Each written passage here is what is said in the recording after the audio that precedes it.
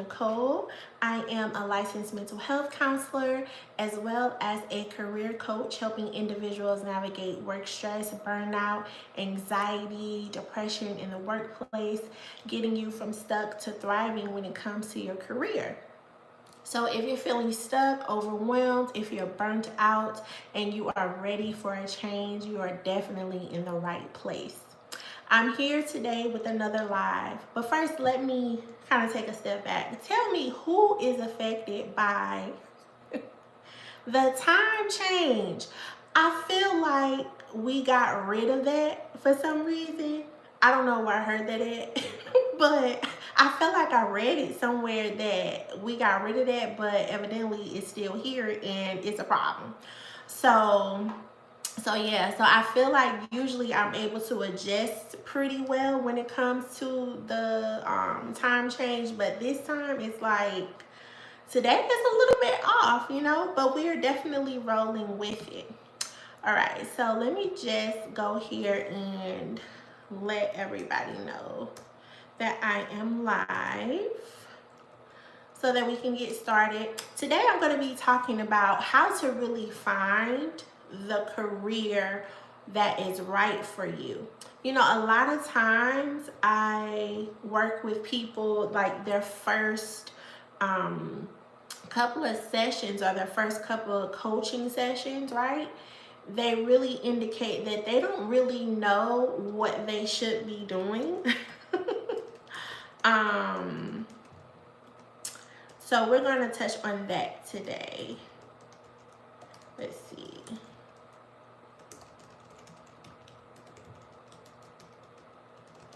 Yeah. All right. There we go. All right. So let's see here. Let me go back.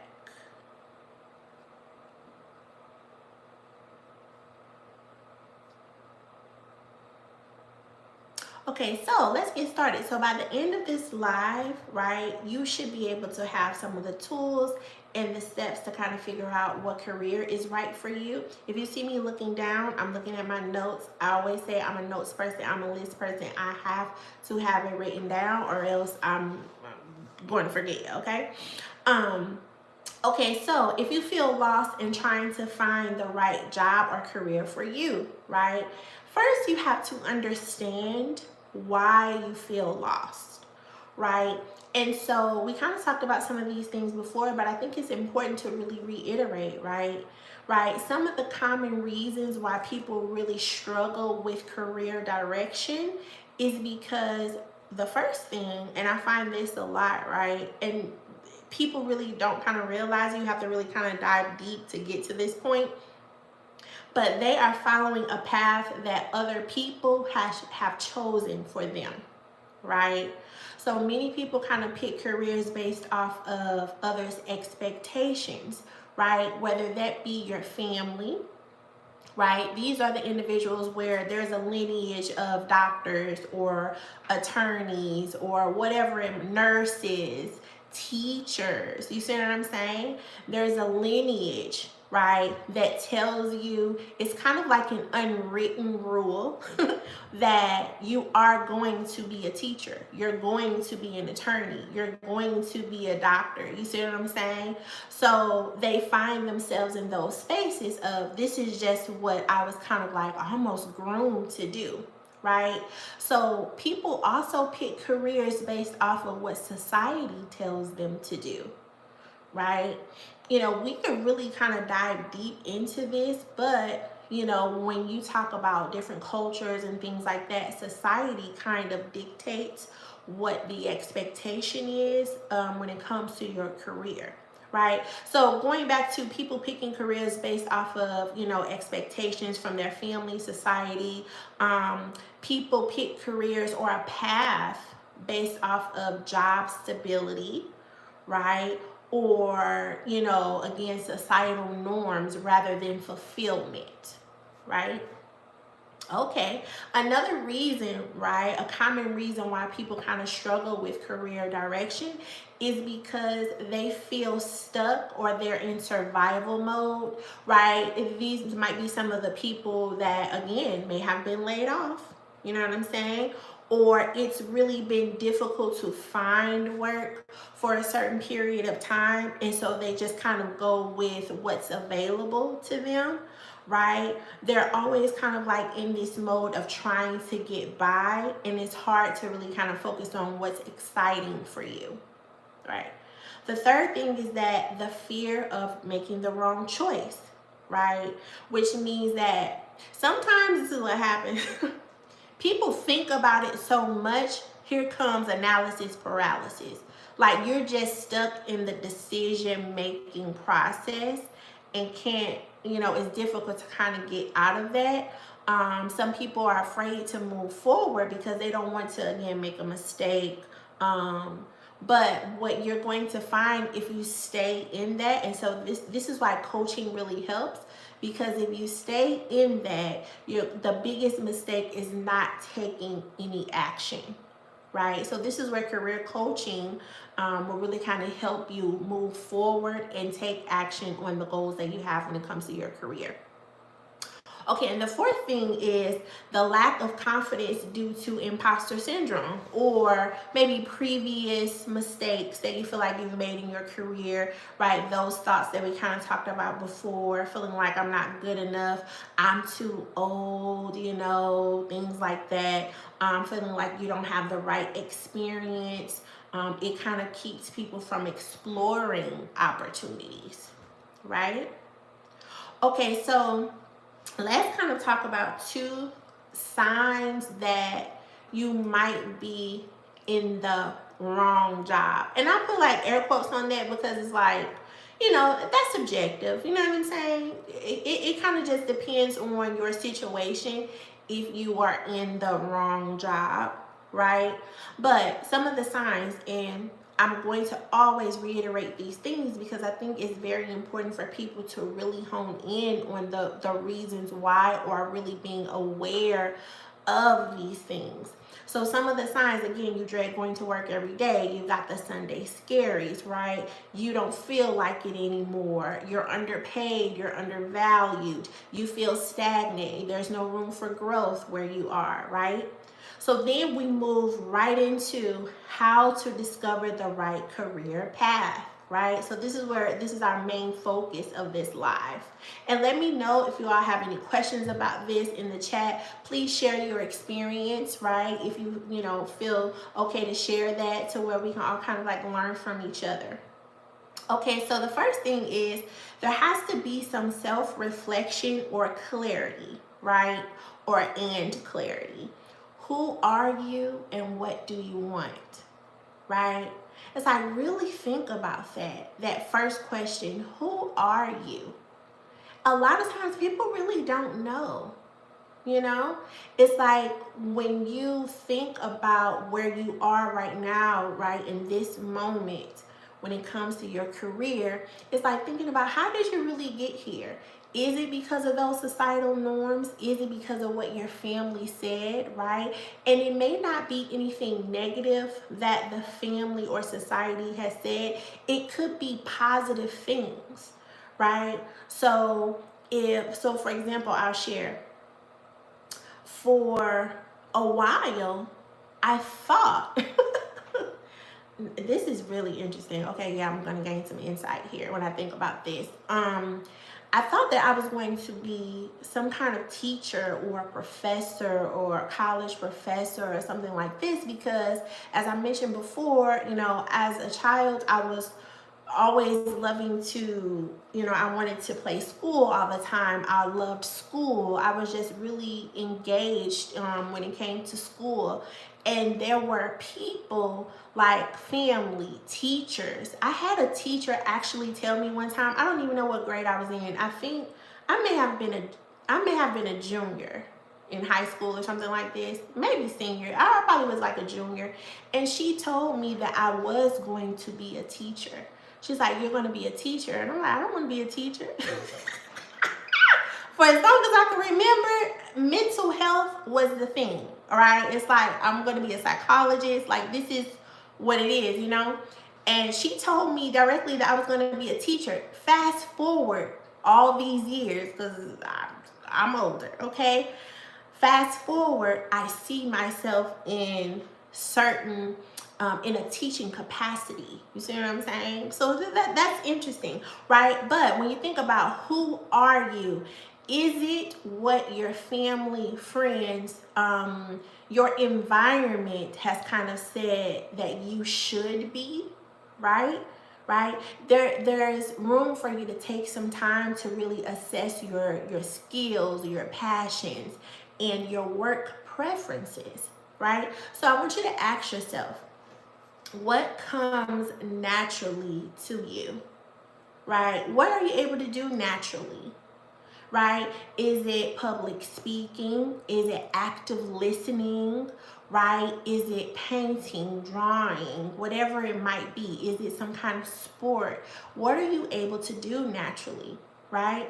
What topics or industries excite you, right? When you think about those topics, it may be some type of cause that excites you, right? So kind of think about those things, right? Now, this is, and you all are getting some good information here, because this is what I really work on with my coaching clients when it comes to my career counseling, right? It's like, when you think about your work, I want you to really envision what it looks like without any limitations, right? It's like, where are you working? What city do you work in? I don't know. Are you in New York, in Manhattan or something like this, right? Right? Do you have a corner office with a huge view, right? Are you working in a cubicle? Do you work at home, right? When you see yourself at work, right, what is your huge or biggest vision about it, right? Do you work by yourself? Are you working with a team? Are you collaborating with other people who live elsewhere? All of these things kind of matter. Is your job fast-paced or not, right? It's like, what kind of work environment do you thrive in, right? What problems do you enjoy solving? This is a big one. This kind of will really help you kind of hone in on it, right? What do people already come to you for, right? When someone comes to you, what do they need help with, right? In some way, shape, or form, they have come to the conclusion that you are the person to go to. You know what I'm saying? And what is that? What patterns do you see when people continue to ask you questions at work or come to you about different things, right? Sometimes people see things in you that you don't see in yourself. So it's important to kind of really be aware of that, right? And kind of take heed and with understanding or insight into, I might really be good at something like that, whatever it is, right? If money, this is kind of like a common, this is kind of like a common question, right? If money wasn't an issue, what would I love to do? I mean, for most people, like when you ask it that way, it's like easy. You know what I'm saying? It's easy for you to come up with. Now, let's be honest. For a lot of people, this is so interesting, because a lot of people will come to me and say they don't want to work. And I'm like, okay, well, you all will be surprised, right? It's like they don't want to work. It sometimes it's mind-boggling, but the thing is, what it boils down to, right, is they don't really know what route to go or what direction they should go in. And so we kind of work on that. Hello, welcome to the live. Okay, so let's see. Okay, so the second thing, exploring career options. What's out there, right? It's very, for me, maybe because probably I'm a career coach, right? Interesting to really research these different industries, right? In roles that kind of align with your natural skills, skills that you have acquired, right? Taking some career assessments to kind of see where you align there. Also taking personality tests, right? One of the big ones is MBTI. That's one that you can take to help you kind of find those potential career matches, right? Another big thing to do is to shadow or interview professionals in fields that interest you, right? Especially if it's a totally different field, right? It's okay to call someone, chat with someone. It could be 15 to 20 minutes just to kind of shadow what they're doing. It'd be better if you could even go into one of the meetings and just kind of listen in on what they're doing on a day-to-day basis, so that you can get an idea based off of your own needs and wants, if you can see yourself in that type of position, right? Consider job crafting, right? Instead of switching industries, right? Can you really tweak your current job responsibilities to align with the strengths that you have? So I shared before, with my own story, right, and trying to go into senior leadership, one of my mentors really kind of advised me to lead, because I'm telling y'all, I don't know how many interviews. I probably had about 10, maybe about 10 interviews. It could be slightly more, a little bit less, right? Of trying to get into senior leadership. But what we know about those positions is that they are few and far between, right? And usually go to people, of course, this is an internal thing most times. And people are already, they kind of already know who's going to be in the position. So I was kind of like an outsider, per se, if you will, when it came to this particular industry, because I had never been in leadership when it came to that industry. So it was even, it was even more challenging trying to kind of break into that. But before I got in there, right, my mentor really advised me. It's like, listen, if you want to be a leader, just lead, right? And so that's exactly what I started to do. I started really crafting the current position that I was in, right, to kind of like a leadership position, per se, right? So I would, implement and create different projects related to the department. I would, head different things and all of this stuff, right? So instead of me kind of switching to a totally different role, right, I just did what I wanted to do in the role that I was already in. So can you do that, right? Instead of switching, can you tweak your current job responsibilities to align more with the strengths that you have, right?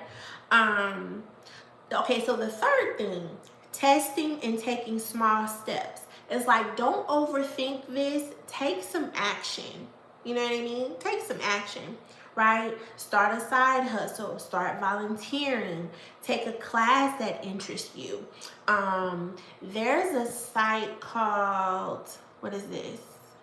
I think this is an old site, but it's very useful. Meetup.com. And this is a site where they have different groups based on different interests, right? So you're able to meet people with like-minded interests. But if you've wanted to get into a new craft or meet new people or learn more about a certain industry, sometimes they have different things on there, related to that, and you can join, right? You don't really have, it's not like once you go to one of the groups, you have to continue going. You can stop at any time, right? But it'd be something for you to do to kind of say, okay, let me see if this is something I really like to do. So This would be like the volunteering or taking a class or something like that, joining a group, things of this nature. And if you are already working, this goes back to keeping your options open. If you are already working, apply for jobs in different industries, right? It's like once you have your resume really crafted the way it's supposed to be crafted, you've got your skills on there, right? You've highlighted some things that are really important when it comes to what you've been able to do in your career. Start applying for jobs, right? Especially if you're already working, because it's like, okay, what do you got to lose? You don't have anything to lose because you're already working. And see what really gets some hits based on what is on your resume, right? See what resonates, right? Sometimes, you don't know until you try. And again, you don't have anything to lose, being that you are already working. This goes back to keeping your options open. It's like apply everywhere. What is the worst thing? Because some people have a thought about that. It's like, oh, I don't want to, I don't want to apply because what if they say, and what if equates to anxiety, right? It's like you just inviting anxiety into your life, right? Anybody could say, what if it is about you not having control, right? Okay, but when you think about that, what is the worst that could happen based on your fear, right? It's like in this situation, the worst that could happen is that they could say no. The worst that could happen is that they're not going to call you back. The worst that could happen is that they're going to send you their generic email. We've gone with another candidate, all this stuff. That's the worst. And so if the worst does happen, right, in a week's time, are you going to be okay? Absolutely. Right? So it's no need to think, well, what if they do this or what if they do that? Right? Because even if the worst of the worst, even if the worst of the worst happens, guess what? You're going right back to the job you had. It's like you're going right back to that job you had. So you might as well apply. I tell people, apply to all of them. Anything that sounds interesting, anything that sounds, ooh, I think I could do that. Anything that aligns with your resume, any job that you felt like I should have applied to this, but I never did because XYZ 1, 2, 3, apply. And see what happens. You might be surprised if people might call you and say, hey, because here's the thing. Hold on, let me take a pause here. Okay, hi, I'm well. How are you? Thank you so much for joining the live. Please like the live. For some people, right, it's like, okay, you do all of that. Again, the worst that could happen is that they say no. You're already working. You go back to the job that you were in, right? And you continue to keep your options open. You see what I'm saying? Right. Okay. All right. Okay, so overcoming fear and taking the next step, right? The fear of change or making a mistake, of course, is normal, right? But what you're going to find is that action really builds your confidence, right? Imagine working on your resume, getting all the things in there and all of that, right? And never sending it out, right? It's like, it's avoidant in a way, right? And creates anxiety. The more you avoid it, the more anxiety you're going to have when you really have to do it, right? But imagine really working on your resume, crafting it the way it needs to be crafted, and sending it out, even though you may not even get a call back, is going to give you a boost of confidence. It's like, okay, yes, I finally sent it out, right? Going off of a hope that, okay, yes, I'm going to get a call back. You see what I'm saying? So it's like, just send it out and see what happens, right? These are small steps that you can take, right? You don't really need a perfect plan. It's just like starting a business, right? People, there are some people who want to ensure they got to have this, and this before they start. When all you need to do is start. And you'll work out the kinks as you go, because we know that the challenges are going to be inevitable, because that's just how it works. You know what I mean? Something is going to come up that you got to handle. Something is going to come up that you have to take care of. But you're going to be doing that along the way. If you continue to wait to have all the things in place for things to be what? Perfect. That's what it all boils down to. Things not being perfect and not having control over things. Imagine that. Okay, this is good. This goes deep in it, right? Not having control over things and wanting things to be perfect is keeping you stuck. Right?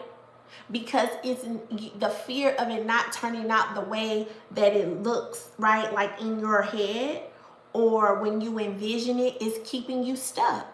When all you got to do is take action, a small step to see what happens, right? Right?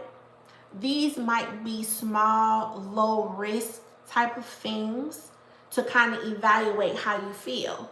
So say, for example, you want to be in an industry where it's like, I don't know, few and far between, right? Or again, going back to the same example for myself, right? I'll use it as being in leadership. It's like, of course, there were individuals that I knew that were in senior leadership in this industry that were in the mental health field, but they were older. You know, they were way older than I was. And so I knew, of course, that it was possible, but it was like, oh, you know, second guessing. Maybe it's not time yet. Or, you know, it's kind of like you have to do all of these things before you even do something like that, which wasn't true, really. You know what I mean?